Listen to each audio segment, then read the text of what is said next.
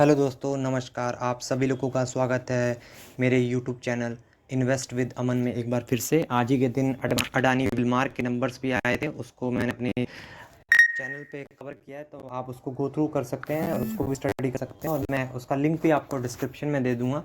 तो अभी के लिए अब आज के दिन आईटीसी के नंबर भी आने वाले थे, तो आईटीसी ने भी अपने नंबर्स अभी कुछ देर पहले रिलीज़ कर दिए। तो अब हम उस नंबर्स को देखेंगे। उससे पहले आज का परफॉर्मेंस हम आईटीसी का देख लेते हैं। आज के दिन आईटीसी भी लगभग 2% डाउन रहा है, क्योंकि आज के दिन एक बड़ा एक्सीडेंट हुआ है एचयूएल का। कल के दिन कंपनी के रिजल्ट आए थे, उसको मैंने कवर किया था। आप चाहें तो मैं उस वीडियो का भी लिंक आपको डिस्क्रिप्शन में दे दूंगा और आप उसको भी स्टडी कर सकते हैं। मैंने बताया था कि कंपनी के नंबर कुछ ज़्यादा खास नहीं है, तो आज देख ही सकते हैं आज का एक्सीडेंट 6% डाउन है। हिंदुस्तान यूनिलीवर जैसी कंपनी, जो कि इतनी बड़ी लार्ज कैप एफएमसीजी कंपनी है, वो भी डाउन थी। तो आईटीसी भी आज, तो पूरा एफएमसीजी सेक्टर ही आज डाउन था, तो उसको लीड किया एचयूएल ने। तो आज आईटीसी के नंबर है, तो आज उसको भी हम स्टडी कर लेते हैं। और स्टडी करने से पहले मैं आपको ये बताना चाहूँगा कि इस वीडियो में जितनी भी बातें बताई जा रही हैं वो सिर्फ एक एजुकेशनल कंटेंट है, तो आप सिर्फ उसको रेफरेंस के तौर पे यूज़ कर सकते हैं। मेरी वीडियो को देख के कोई बाइंग सेलिंग या होल्ड की बात ना करें, ना किसी भी स्टॉक में ना करें बाइंग सेलिंग या होल्ड। वो अपनी स्टडी करने के बाद ही आप उसमें अपना डिसीज़न लेके ही उसको कोई भी शेयर बाय या होल्ड या सेल करें। तो आइए चलिए, मैंने बॉम्बे स्टॉक एक्सचेंज की वेबसाइट ओपन करके आईटीसी के नंबर ओपन किए हैं और यहाँ पे ये स्टैंड अलोन नंबर है। तो हम सबसे पहले जाएंगे कंसोलिडेटेड नंबर की तरफ। मैं इसको स्क्रॉल डाउन कर लेता हूँ और ये रहे कंसोलिडेटेड नंबर्स।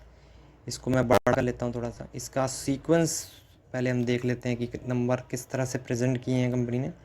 तो सबसे पहले तो यहाँ पे आप देख सकते हैं सितंबर 2024, देन सितंबर 2023 एंड जून 2024। यूजुअली जो है कंपनियाँ पहले ईयरली नंबर रखती हैं, फिर पहले जो क्वार्टर के नंबर होते हैं वो, फिर उसके 3 महीने बाद पिछले नंबर रखती है और क्वार्टरली नंबर लास्ट में होते हैं। लेकिन एफएमसीजी कंपनियों में ज़्यादातर एचयूएल आईटीसी के भी सेम नंबर्स होते हैं। ये ईयर ऑन ईयर नंबर एक साथ रखते हैं और क्वार्टरली को साइड में रखते हैं। तो आइए देख लेते हैं टोटल इनकम जो आईटीसी ने की है, सब अदर इनकम्स मिला के वो रही है 22,897 करोड़ इस सितंबर 2024 की। लास्ट ईयर यही इनकम थी 19,934 करोड़ और महीने पहले यही इनकम थी 20,724 करोड़। यानी कि इनकम के मामले में देखा जाए तो आईटीसी ने अच्छा ही परफॉर्मेंस किया है। जबकि हमने कल एचयूएल के वीडियो में देखा था कि उनकी जो इनकम है उस पर ही डेंट लग गया था। तो वहीं से कंपनी का जाहिर सी बात है, जब आप इनकम ही कम करेंगे तो ऑब्वियस सी बात है आपका प्रॉफिट भी कम ही होगा। तो उसके बाद देख लेते हैं कंपनी ने खर्चे भी यहाँ पे किए होंगे। टोटल एक्सपेंसेस आप देख सकते हैं इस सितंबर 2024 के हैं 16,056 करोड़। एक साल पहले यही खर्चे थे 3,278 करोड़ और 3 महीने पहले यही खर्चे थे 13,791 करोड़। तो आप देख ही सकते हैं यहाँ पे, अगर आप खर्चों में देखें तो बहुत ज़्यादा जो जंप है यहाँ पे आई है। कॉस्ट ऑफ मटेरियल कंज्यूम्ड में 6,222 करोड़, जो कि एक साल पहले थी 5,551 करोड़ और 3 महीने पहले थी 5,491 करोड़। यानी कि कॉस्ट ऑफ मटेरियल जो है वो बहुत ही ज़्यादा बढ़ गया है यहाँ पे। तो थोड़ा प्रॉफिट से आप उम्मीद रख सकते हैं कि वो कम ज़रूर हो जाएगा। तो आइए अब देख लेते हैं यहाँ पे बिना किसी टैक्स एडजस्टमेंट से पहले का प्रॉफिट है 6,849 करोड़ सितंबर 2024 का। सितंबर 2023 का था 6,664 करोड़ और 3 महीने पहले जून क्वार्टर में था ये 6,941 करोड़। यानी कि आप क्लियर कट देख सकते हैं कि इस कॉस्ट मटेरियल का जो सीधा सीधा असर है यहाँ पे प्रॉफिट पे दिख रहा है। ईयर ऑन ईयर बेसिस तो कंपनी ने अच्छा किया है, लेकिन यहाँ क्वार्टरली बेसिस पे डाउन है। अगर यहाँ पे थोड़ा सा ये कम होता है, यहाँ पे कॉस्ट मटेरियल कंज्यूम कम होता, तो year on year and quarterly basis दोनों बेसिस पे नंबर बहुत ही शानदार होते। पर अब जो है सो है ही है। इन्फ्लेशन नाम की भी चीज़ होती है, वो इस कंपनी के खर्चों में साफ दिख रही है। तो सब टैक्सेस वगैरह देने के बाद प्रॉफिट फॉर द पीरियड आप देख सकते हैं, जो हर वेबसाइट पे आपको दिखेगा कंसोलिडेटेड नंबर का, वो है 5,054 करोड़ इस सितंबर 2024 का। एक साल पहले है 4,964 करोड़ और 3 महीने पहले था 5,176 करोड़, यानी कि क्वार्टरली थोड़ा सा डाउन है, ईयरली थोड़ी सी जंप है, फ्लैट ही परफॉर्मेंस मैं कहूँगा इसको, बहुत ही फ्लैट परफॉर्मेंस है। तो ये थे नंबर, यही चीज़ आपको ईपीएस में भी रिफ्लेक्ट हो जाएगी। सितंबर 2024 का है 3.99, एक साल पहले का है 3.93 और 3 महीने पहले का है 4.08। तो ईपीएस को भी आपने देख लिया, तो मैं तो कहूँगा एकदम फ्लैट नंबर्स है। पर हाँ, as compare to HUL I think थोड़े से नंबर बेटर हैं एचयूएल से, मुझे ये लगता है। तो शायद इस स्टॉक की कल पिटाई ना हो, पर अभी हम और भी डिटेल्स देखेंगे कि क्या है क्या नहीं। एफएमसीजी का इनका जो सिगरेट बिजनेस है, तो यहाँ पे भी सेम वही सीक्वेंस है, ईयर ऑन ईयर एक साथ में है और लास्ट में यहाँ पे जून क्वार्टर के हैं। तो सिगरेट बिजनेस में आप देख सकते हैं 8,877 करोड़ का रेवेन्यू है, एक साल पहले था 8,328 करोड़ और 3 महीने पहले था 8,842 करोड़, यानी कि कोई भी जंप नहीं है, फ्लैट परफॉर्मेंस है 3 महीने के हिसाब से, ईयरली अच्छी जंप है। और other than FMCG, other than cigarette business, इनका एक ये आईटीसी एक बहुत बड़ी एफएमसीजी कंपनी भी है, आशीर्वाद आटा वगैरह आप ये सब इन्हीं का है, सेवलॉन वगैरह जो डिटॉल का कॉम्पिटिटर है वो भी इन्हीं का है। तो इसके अदर देन सिगरेट का बिजनेस देख लेते हैं, 5,585 करोड़, एक साल पहले था 5,303 करोड़ और 3 महीने पहले था 5,498 करोड़। यहाँ पे थोड़ी सी जंप है, हालांकि फ्लैट ही कहूँगा मैं उसको, लेकिन जंप है फिर भी। और यहाँ अब आइए बात होटल की, आईटीसी होटल्स में भी है, इस बार का है 779 करोड़, एक साल पहले का था 675 करोड़ और 3 महीने पहले था 713 करोड़ का बिजनेस, यानी कि यहाँ पे अच्छी जंप है, ईयरली भी एंड क्वार्टरली भी मैं कहूँगा।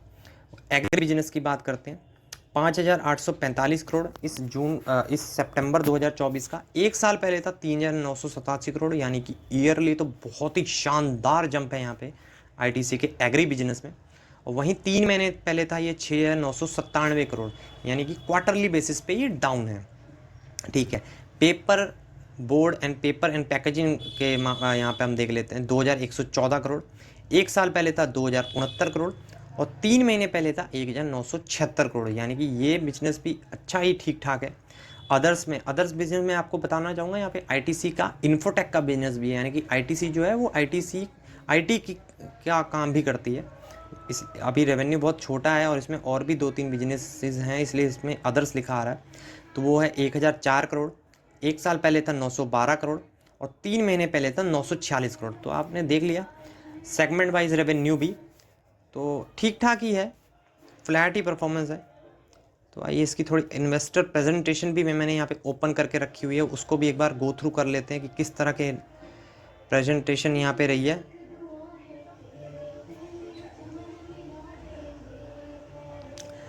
रेवेन्यू आप देख सकते हैं record strong 16% year on year, agri business and hotel का बढ़ा है।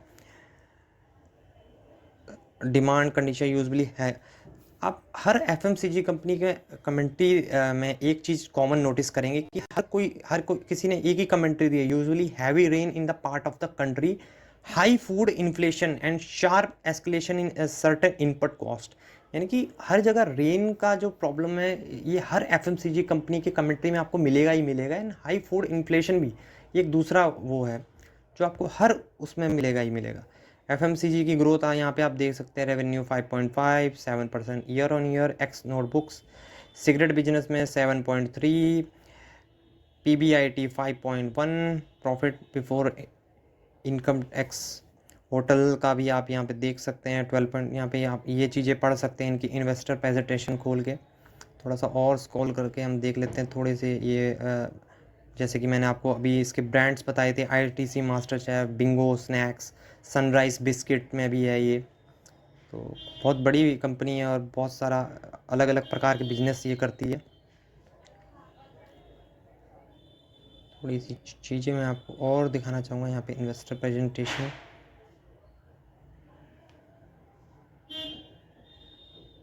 ये देखिए मैं फूड इन्फ्लेशन दिखा रहा था, फूड इन्फ्लेशन देखिए, ये तो कोर सीपीआई का डेटा, फूड इन्फ्लेशन जिसमें सिर्फ खाने पीने की चीज़ें आती है, 9.2 का इन्फ्लेशन है फूड इन्फ्लेशन की।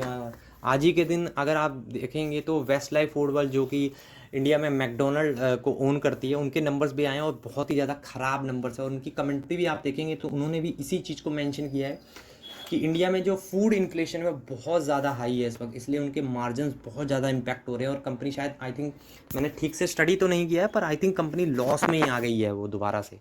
और अगर शायद प्रॉफिट था अभी तो बहुत ही कम प्रॉफिट था उनके पास। मैं आपको एक चीज़ दिखाने वाला था शायद, आईटीसी इन्फोटेक के बिज़नेस के बारे में। मैं देखता हूँ अगर वो यहाँ पे मुझे दिखता है तो कहीं ना कहीं होना चाहिए। एक मिनट में सर्च कर लेता हूँ यहाँ पे आईटीसी इन्फोटेक। हाँ, ये दीजिए, आईटीसी का इन्फोटेक का बिज़नेस भी है जो कि आप यहाँ पे देख ही रहे हैं। तो ये आईटीसी का रेवेन्यू आप देख सकते हैं, FY 2019 में था ये 2007, अब 2024 में FY 24 में 372430 है। 161 का EBITDA था, वो 692, यानी कि यहाँ पे भी अच्छी ग्रोथ आईटीसी कर रहा है। और हाल ही में इन्होंने एक ब्लेज क्लैन टेक्नोलॉजीज नाम की कंपनी को एक्वायर भी किया था। तो ओवरऑल अगर आप मुझसे पूछना चाहेंगे नंबर कैसे लगे, तो मुझे तो एक्चुअल के मुकाबले तो काफ़ी अच्छे नंबर लगे।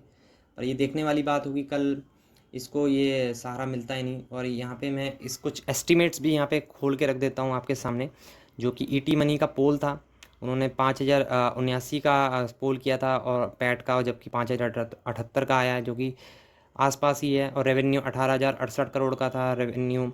आईटीसी का एक्चुअल 19,328 करोड़ आया है। मार्जिन्स उन्होंने वो यहाँ पे मार्जिन्स में थोड़ा सा नुकसान हुआ है आईटीसी को, जो कि मैंने आपको बता ही दिया कि हैवी रेन कॉस्ट की वजह से जब आप किसी चीज़ को रेन जहाँ पे हो रही हो वहाँ पे अगर किसी सामान को भेजते तो काफ़ी दिक्कतों के बाद और काफ़ी पैसा भी लगता है, इस वजह से उनकी input cost, courier cost, fuel cost वगैरह बढ़ा है, वो उन्होंने मेंशन करके रखा हुआ है। और बाकी ब्रोकरेजेस ने भी क्या क्या एक्सपेक्टेशन रखी थी वहाँ पे ये आप देख ही सकते हैं, 5,079 के आसपास आया है। तो कोटक सिक्योरिटी का मैं कहूँगा कि उनका पैट तो आसपास ही आया है, लेकिन रेवेन्यू भी उनका आसपास ही रहा है, क्योंकि वो अदर इनकम का एक कंपोनेंट भी होता है, उसको माइनस करके इन्होंने प्योर रेवेन्यू की बात करी है यहाँ पे। तो कैसे रहे नंबर्स, मैं तो कहूँगा ठीक ठाक ही नंबर है, लेकिन अदर FMCG कंपनी से तो बाकी अच्छे, काफ़ी अच्छे नंबर्स हैं। और यहाँ पर मैं इसको ओपन करके आपको शेयर होल्डिंग पैटर्न वगैरह और प्रीवियस परफॉर्मेंस भी थोड़ा दिखा देता हूँ एक बार, अगर ये ओपन हो जाता है। जी, ये ओपन हो गया है, ठीक है। अगर शेयर होल्डिंग पैटर्न देखें तो FIIs के पास 40% है और DIs के पास भी 44% है। पब्लिक के पास देख सकते हैं आप, हिस्सेदारी पब्लिक ने थोड़ी सी कम करी है सितंबर मंथ में। पर ऐसी गिरती मार्केट में ये शेयर्स बहुत ही ज़्यादा सेफ होते हैं, ज़्यादा गिरावट नहीं होती है और अगर होती भी है तो इनका बिजनेस इतना ज़्यादा स्ट्रॉन्ग है कि ये बाउंस बैक कर लेते हैं। अगर आप इनका नंबर्स अगर 2013 से देखेंगे, सॉरी ये तो रिजर्व्स वगैरह है, 2013 से नंबर देखेंगे तो कंपनी लगातार प्रॉफिट ही करती है। 7700, 9000, 9500, 10,000, 1100, 12,000, 15,000, थोड़ा सा डाउन हुआ यहाँ 13,000 कोविड के आसपास, 15,000, 19,000, 20,000, यानी कि ये कंपनियाँ ग्रो करती हैं। हाँ, लेकिन इनकी ग्रोथ जो है बहुत स्लो होती है, तो आप इनसे ये एक्सपेक्टेशन नहीं रख सकते कि ये बहुत ही धुआंधार आपको 250-300% के रिटर्न एक साल में दे देंगी। आप देख ही सकते हैं एक साल के रिटर्न देखिए 8-9% है, और अगर 5 साल के देखेंगे तो आपको सिर्फ डबल ही दिखेंगे। यानी कि आप इन कंपनी से 5 साल में अपने पैसे को डबल की उम्मीद ही लगा के रख सकते हैं। हाँ, लेकिन इनमें आपका पैसा एक तरह से लगा लीजिए 90% तो 99% लगभग सेफ ही रहता है। हाँ, 1% हम लेके चल सकते हैं, क्योंकि मार्केट है, मार्केट का कोई भरोसा नहीं होता। तो कल के दिन देखते हैं रिएक्शन कैसा होता है। और कल सुबह के टाइम आई थिंक ब्रोकरेज के टारगेट भी आना शुरू हो जाएंगे, तो अगर मुझे कुछ इंटरेस्टिंग जानकारी मिलेंगी तो मैं उसको शॉर्ट में रिकॉर्ड करके आप लोगों को बता दूंगा। तो thanks for watching, and video अगर अच्छी लगे तो उसको लाइक करें, वीडियो को लाइक करें एंड चैनल को सब्सक्राइब करना बिल्कुल ना भूलें, ताकि आप फ्यूचर की किसी भी अपडेट को भूलें ना। एंड मेरा फिर से एक डिस्क्लेमर रहेगा, मैं कोई सेबी रजिस्टर्ड नहीं हूँ, तो कोई भी डिसीजन लेने से पहले अपने फाइनेंशियल एडवाइज़र से ज़रूर कंसल्ट करें। Thanks for watching.